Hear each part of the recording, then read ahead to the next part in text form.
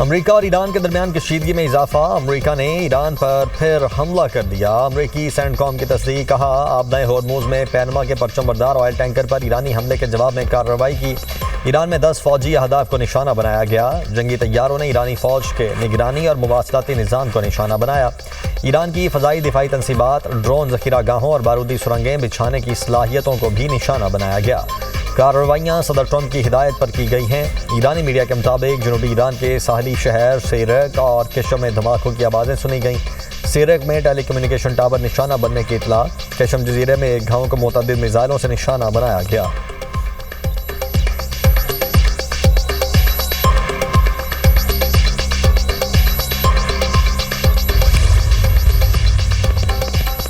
امریکی حملے کے جواب میں ایران نے خطے میں امریکی اڈوں کو نشانے پر لے لیا۔ کویت اور بحرین میں میزائل اور ڈرون حملے، کویت کا میزائل اور ڈرون حملوں کو ناکام بنانے کا دعویٰ۔ بحرینی حکام کا کہنا ہے کہ ایران کی جانب سے ڈرون حملے کیے گئے۔ ترجمان پاسداران انقلاب کا کہنا ہے ایرانی نیوی اور ایئر فورس نے مشترکہ طور پر امریکی تنصیبات کو نشانہ بنایا۔ حملہ ایران پر حالیہ امریکی حملوں کے جواب میں کیا گیا۔ جنگ بندی کی خلاف ورزی مفاہمتی یادداشت کی شق 1 کے منافی ہے۔ اس کے نتیجے میں تمام سفارتی عمل مکمل طور پر روک دیا جائے گا۔ امریکی حملوں سے خطے پر ایرانی کنٹرول ختم نہیں کیا جا سکتا۔ ایرانی بحریہ کا کہنا ہے خطے کو امریکی اڈوں کے لیے جہنم بنا دیا جائے گا۔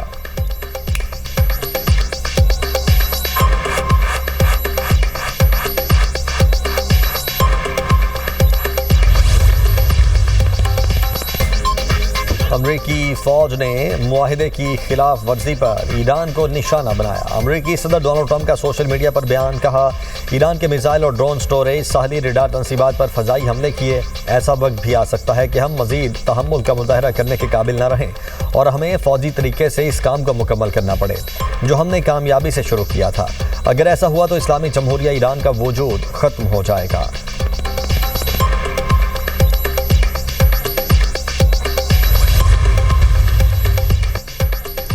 وزیر خارجہ اسحاق ڈار اور بحرین کے ہم منصب کا ٹیلی فونک رابطہ، اسلام آباد مفاہمتی یادداشت کے تناظر میں خطے کی صورتحال پر گفتگو۔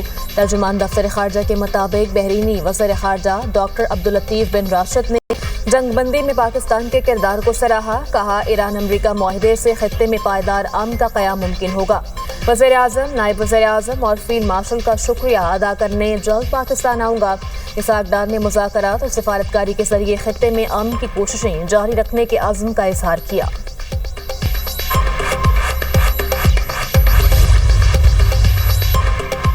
امریکی صدر ڈونلڈ ٹرمپ سے لبنانی صدر کا ٹیلی فونک رابطہ، اسرائیل کے ساتھ فریم ورک معاہدے پر مبارکباد دی، معاہدہ علاقائی استحکام کے لیے اہم پیش رفت کرا۔ لبنانی صدر کا صدر ٹرمپ سے اسرائیل پر دباؤ ڈالنے کا مطالبہ، امریکہ سے معاہدے کی خلاف ورزیاں رکوانے میں کردار ادا کرنے کی اپیل۔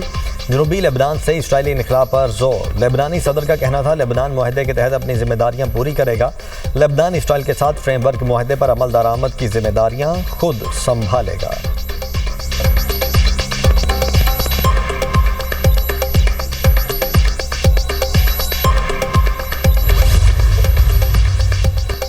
مزاحمت ترک نہ کرنے کا اعلان، حزب اللہ نے واشنگٹن میں لبنان اور اسرائیل کے درمیان طے پانے والے فریم ورک معاہدے کو باعث شرم اور ہتھیار ڈالنے کے مترادف قرار دے دیا۔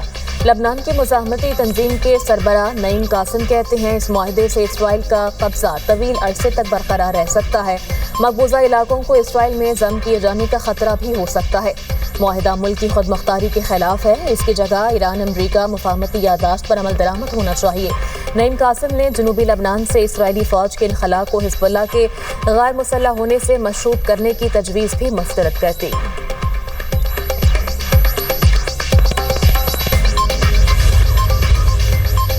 پیٹرول کی قیمت میں 160 روپے تک کمی عوام تک منتقل کر چکے۔ عوام تکلیف میں ہے لیکن گمراہ کن پروپیگنڈا کو رد کرنا چاہیے۔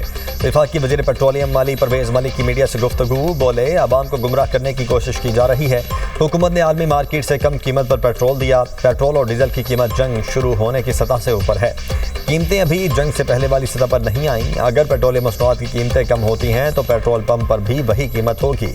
وزیر اعظم نے کہا ہے کسی کو نقصان ہو یا فائدہ میرٹ پر فیصلہ کریں۔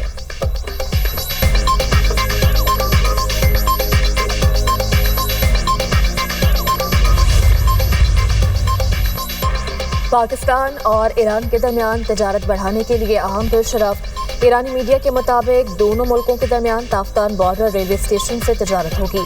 تافتان ریلوے اسٹیشن پر لوڈنگ، ان لوڈنگ، کسٹم کلیئرنس اور درآمد و برآمد کی تمام سہولیات فراہم کی جائیں گی۔ اقدام سے دو طرفہ تجارت کو فروغ ملنے کی امید ہے۔ نقل و حمل آسان اور اخراجات کم ہوں گے۔ فیصلے سے قانونی تجارت میں اضافہ بھی متوقع۔ ایرانی ریلوے کے مطابق یہ فیصلہ ایران اور پاکستان کے ریلوے حکام کے درمیان ٹیلی فونک گفتگو کے بعد کیا گیا۔ دونوں ممالک دو طرفہ تجارت کو $5 ارب تک بڑھانے کے لیے پرعزم ہیں۔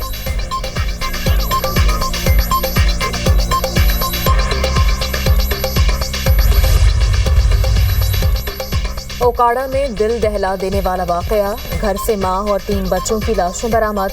جاں بحق افراد کی شناخت فضا بی بی، 7 سالہ جڑواں بچے جنید اور داؤد، 10 سالہ دعا فاطمہ کے نام سے ہوئی۔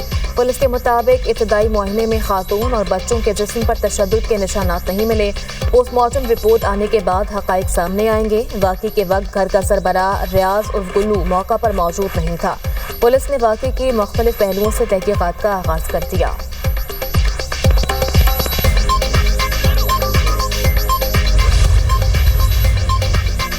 افغانستان میں انسانی حقوق کی صورتحال پر تشویش برقرار، لاکھوں شہریوں کو تشدد کا شکار بنا کر افغانستان کو انسانی حقوق کا قبرستان بنا دیا گیا۔ افغان جریدے ہشتے صبح کے مطابق طالبان رجیم کے خوف سے لاکھوں افغان شہری نقل مکانی پر مجبور ہو گئے۔ طالبان نے داڑھی کاٹنے، موسیقی سننے جیسے بہانوں کی آڑ میں 350 افغانوں کو قید خانوں میں ڈال دیا۔ ایمنسٹی انٹرنیشنل کے افغانستان سے محقق ضمن سلطانی کے مطابق طالبان کے زیر سایہ افغانستان تارکین وطن کی واپسی کے لیے دنیا کا خطرناک ترین ملک ہے۔ پاکستان کی جانب سے نوبل انعام یافتہ ملالہ یوسفزئی نے طالبان کو دنیا کے بدترین انسانی بحران کا ذمہ دار قرار دیتے ہوئے عالمی بائیکاٹ کا مطالبہ کیا۔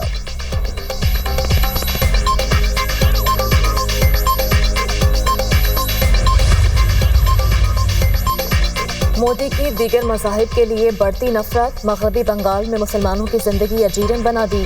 بھارتی ریاست مغربی بنگال میں انتہا پسند بی جے پی کا راج چلنے لگا۔ امریکی تحقیقاتی ادارہ ہیومن رائٹس ریسرچ سینٹر کے مطابق بغیر تصدیق مسلمانوں کو سرحد پار بھیجا جا رہا ہے۔ ہزاروں مسلمانوں کو گھروں سے بے دخل کیا جا رہا ہے۔ شناختی ڈاکیومنٹ ضبط کر کے بے دخلی کی جا رہی ہے۔ انسانی حقوق کے وکیل امان ودود کا کہنا ہے معمولی ڈاکیومنٹری غلطیوں پر شہریوں کو غیر ملکی قرار دیا جاتا ہے۔ جنوبی ایشیا امور کی محقق ارجنا چیٹرجی کے مطابق نفرت انگیز تقاریر سے جارحانہ ماحول بنایا جا رہا ہے۔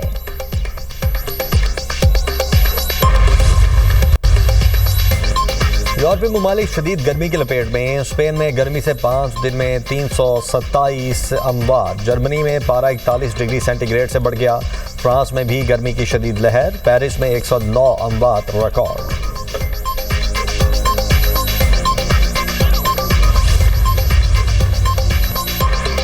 وینزویلا میں زلزلوں سے تباہی، عمارتیں زمین بوس ہونے سے ملبے تلے دبے افراد کی تلاش جاری۔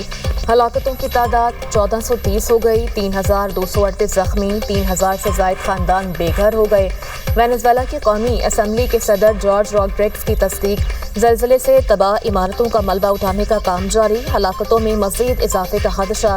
لاگویرا کے علاقے سے 2 خواتین کو زندہ نکال لیا گیا۔ لاگویرا میں امداد کی ترسیل فوج کے سپرد کر دی گئی۔ دنیا بھر سے سینکڑوں امدادی کارکن وینزویلا پہنچ گئے۔